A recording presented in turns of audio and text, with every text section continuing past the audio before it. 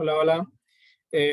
La clase de hoy, ¿verdad? Va a ser cortita, principalmente porque está lloviendo por acá. Bueno, dos cosas. Primero, está lloviendo por acá, entonces no sé qué tanto tiempo me voy a escuchar claro. Lo otro es que los temas de hoy son pues relativamente cortos. Son más que nada dos temas conceptuales, afianzando lo que es la dualidad partícula-onda. Entonces, lo primero que vamos a ver, pues ya, digamos, entre comillas, se nos acabaron los problemas. Ahora solo quedan las comprobaciones. Y una de estas comprobaciones es el experimento de doble rendija. Pues esto está en su libro, la verdad, y está mejor explicado de lo que yo podría explicar nunca, pero vamos a ver las imágenes y yo voy a intentar explicar un poquito de la física que hay detrás. Como les digo, pues en realidad esto de repente está mejor escrito en su libro. Sí dejar claro que de repente el libro no lo termina de dejar claro y por eso es que mucha gente a veces cree que esto es magia, ¿verdad? La mecánica cuántica no es magia, la mecánica cuántica es probabilidad. Entonces, básicamente, no sé si ustedes lo conocen, pero hay una cosa que se llama experimento de doble rendija, en el que básicamente, en vez de tener electrones aquí, tenemos una onda de luz que viaja. Entonces, la luz al ser una onda, tiene una longitud de onda, y si la longitud de onda es mayor a la distancia que hay entre dos aberturas, perdón, de una rendija doble, entonces se forma lo que se conoce como un patrón de difracción. Esto se utiliza mucho, sobre todo, por ejemplo, en experimentos de espectroscopía, para poder formar un patrón de la luz. ¿Sí? Por ejemplo, con espectroscopía podemos conocer los componentes que hay en, en algún gas, por ejemplo. Incluso se puede hacer espectroscopía con metales, por ejemplo. Perdón. ¿Sí? Antes se hacía un laboratorio de espectroscopía. Déjenme ver si estoy grabando de nuevo. Antes se hacía un experimento de espectroscopía en el laboratorio. No sé si se hace todavía, ¿verdad? Pero era bastante bonito. Entonces vamos a tomar esa idea de la luz y decir, bueno, si los electrones para cierta longitud de onda, recuerden que esto es solo cierta longitud de onda, si los electrones para cierta longitud de onda se comportan como una onda, entonces, pues yo debería ser capaz de observar este fenómeno de interferencia, este fenómeno de difracción en los electrones. Resulta que se da, pero recuerden que el modelo dualidad partícula-onda es netamente probabilístico. Entonces, lo que vamos a tener aquí, donde esto parece ser una onda o una amplitud de la onda, va a ser una probabilidad bastante alta de observar un electrón llegando a esta parte de la placa. Entonces, básicamente lo que hacemos es enviar electrones, un montón, unas de electrones a través de una doble rendija cuyas distancias son aproximadamente de la longitud de onda de un electrón, sí, que son distancias pues bastante pequeñas, sí, y entonces lo que vamos a hacer es medir aproximadamente cuántos electrones llegan por minuto a toda parte de una placa que va a funcionar o va a ser las veces de una pantalla detectora, sí. Al final lo que yo tengo aquí es probabilidad, cuántos electrones han chocado en cada punto de la placa. ¿Sí? Esto no es en sí un patrón de interferencia exactamente análogo al de la luz, porque la luz solo es el rayo de luz y yo tengo este patrón en todo momento. ¿Sí? Sino que esto de nuevo se vuelve un modelo probabilístico. ¿Qué tan probable es que un electrón llegue a este punto, llegue a este punto, llegue a este punto? Obviamente, donde hay mayor probabilidad, yo voy a tener una mayor concentración de electrones. Y hay lugares que incluso tienen probabilidad de aproximadamente cero de que llegue un electrón. Pero este patrón, y esto es bastante importante, solo se da cuando tengo las dos rendijas. Entonces, coloquialmente lo que se dice es que la incertidumbre de la medida me ha introducido la dualidad partícula-onda.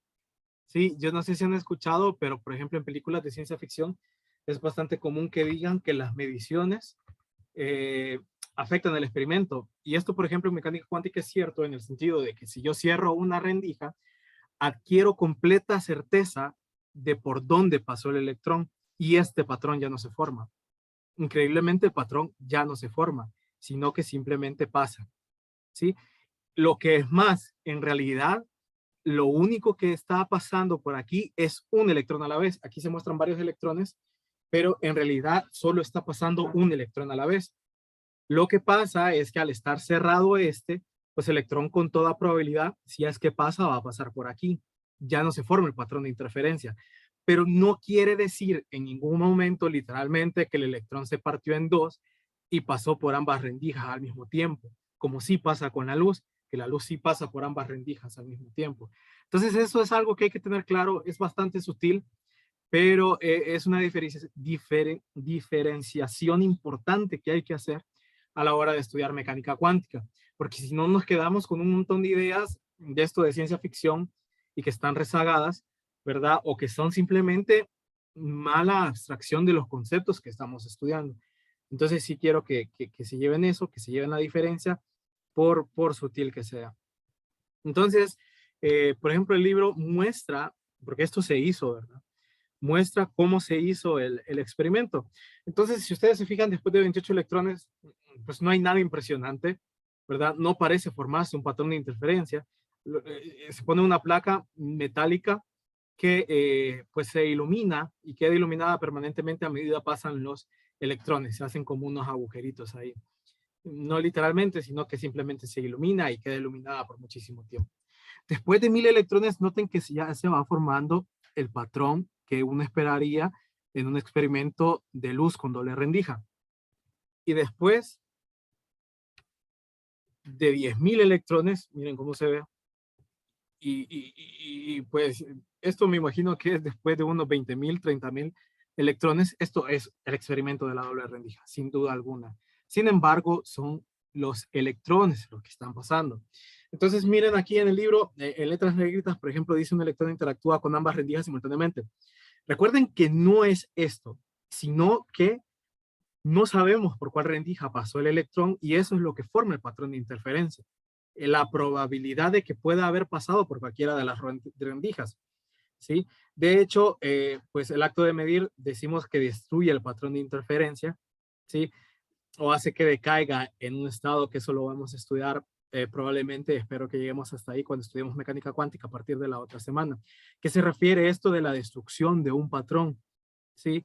Y de hecho vamos a decir que una onda, una onda de partícula o una ecuación de onda de partícula decae apenas se hace una medición, porque estas ondas, recordemos, lo que guardan es probabilidad. Entonces es, por ejemplo, que ustedes tengan un dado. Un dado puede caer en cualquiera de sus 6 caras, ¿estamos de acuerdo? Entonces, mientras el dado esté en el aire, digamos que existe la posibilidad de que caiga en cualquiera de sus 6 caras. Pero una vez cae y hago la medición, esa posibilidad dejó de existir. Decayó a un estado, cualquier número en el que haya caído el dado. ¿Sí? Entonces, por ahí va la cosa. Recuerden, esto es probabilístico.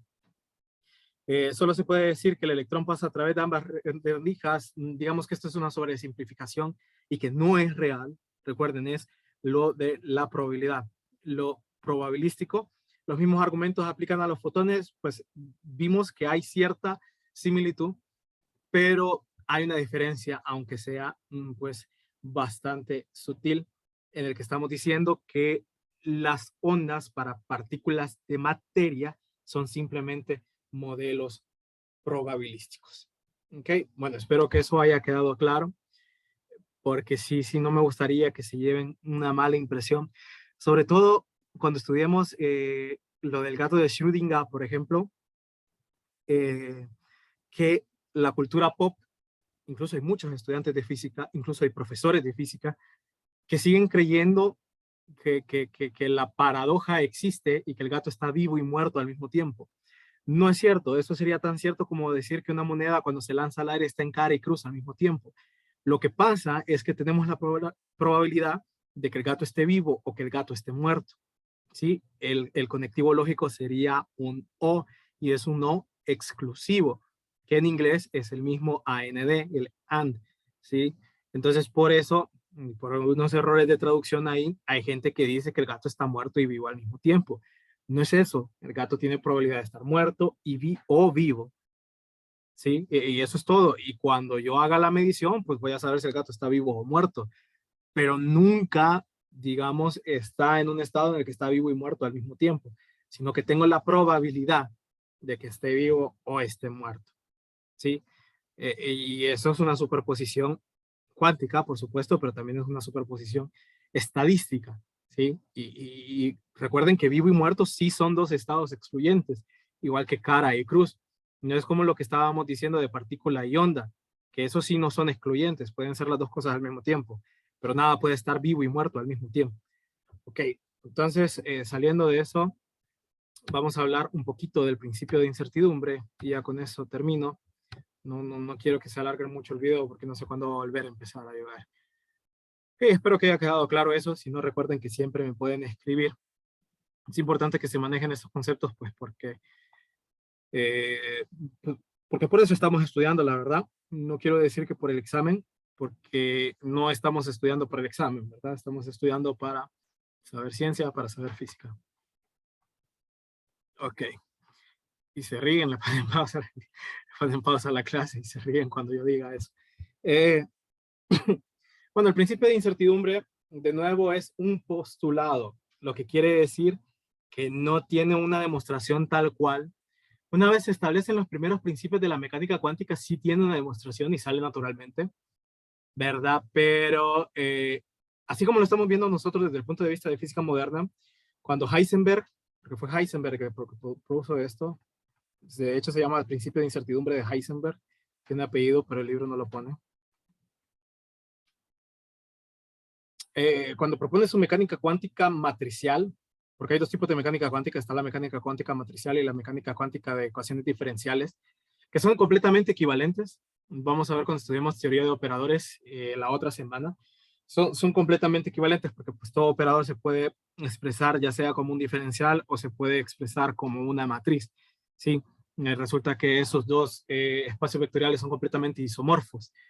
Bueno, el principio de incertidumbre de Heisenberg nace a partir de primeros principios, se puede demostrar, sobre todo a partir de la mecánica cuántica matricial, pero como les digo, también se podría desde la mecánica cuántica diferencial, de ecuaciones diferenciales.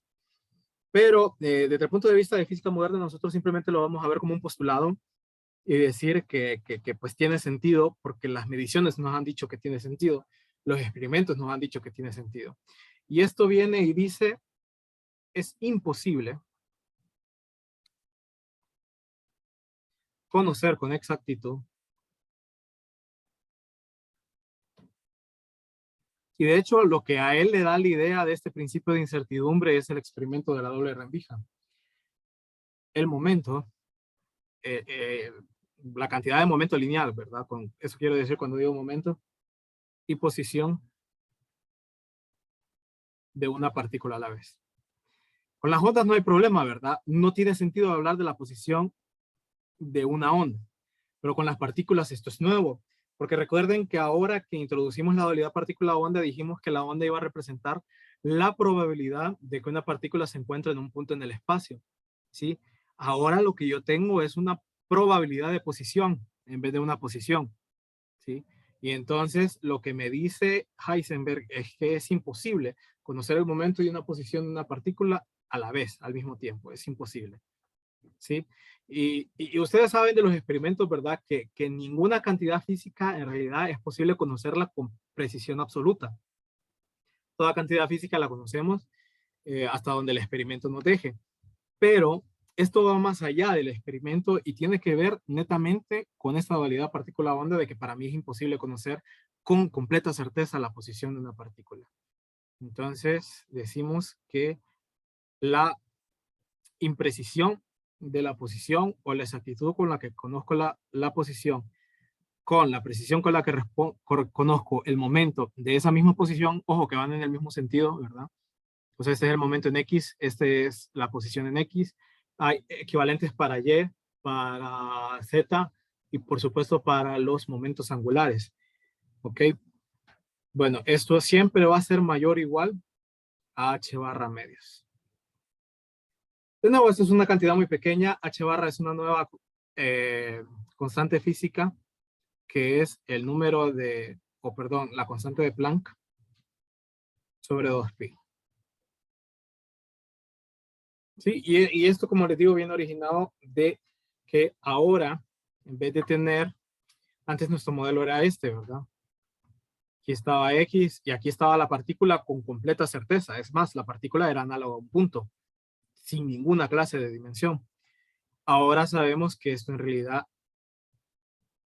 es así, ¿sí? Donde aquí es donde la ecuación de la onda tiene su máximo, su amplitud, pero hasta ahí, ¿verdad? Es imposible conocerlo con completa certeza. Entonces, digamos que la única forma en la que yo pudiese conocer con absoluta certeza la posición de una partícula es desconociendo por completo su momento. ¿Sí? O sea, porque recuerden que esto delta X es la precisión. Entonces, decir que yo conozco con precisión delta X, perdón, la posición, sería decir que esto tiende a cero. Entonces tengo cero por delta PX tiene que ser mayor o igual a H barra medios. La única forma de esto pase es que esto se vaya a infinito. ¿Sí? Entonces la completa certeza de uno me produce completa incerteza o completa incertidumbre, mejor dicho, incerteza creo que ni siquiera es una palabra, completa incertidumbre con respecto al otro. ¿Sí? Y básicamente es eso. El libro, déjenme compartirlo, habla un poco más al respecto sobre el origen, habla un poco sobre Heisenberg, recuerda, a ver, se representan debido a la estructura cuántica de la materia, ¿verdad? Es imposible conocerlo, si se perdiera toda la información. Y como les digo, la verdad no, aquí está lo de la mecánica cuántica matricial. Como les digo, la verdad no hay una deducción, ¿verdad? Porque para deducirlo sí se ocupa un poquito de conocimiento de mecánica cuántica matricial. Para empezar, que se tira primero como postulado, ¿verdad? Luego, cuando se establecen los primeros principios de la mecánica cuántica, es que esto se puede deducir y que sale naturalmente. Pero de lo contrario, no. Esta prevención de riesgos ocultos es bastante importante para evitar tener, digamos, errores conceptuales, sobre todo a la hora de resolver ejercicios. Sí, dice que una medición interfiere con el sistema, pues eso no es realmente cierto. Esto no es ligado al principio de incertidumbre. El principio de incertidumbre es independiente del proceso de medición y está en función de la naturaleza de la materia. Lastimosamente, pues, de repente no está tan bien explicado aquí. Se perdiera toda la información. Bueno, pues eso. Pueden buscar en libros de física moderna, de repente por ahí está un poquito mejor explicado de dónde sale esto, pero hasta ahí, ¿verdad? Recuerden que si yo no soy demasiado riguroso en eso, pues no le va a salir, por ejemplo, en examen. Demuestre, y aquí hay un error del libro, ¿verdad? Esto es delta X por delta PX, porque después dice la equivalente de la energía.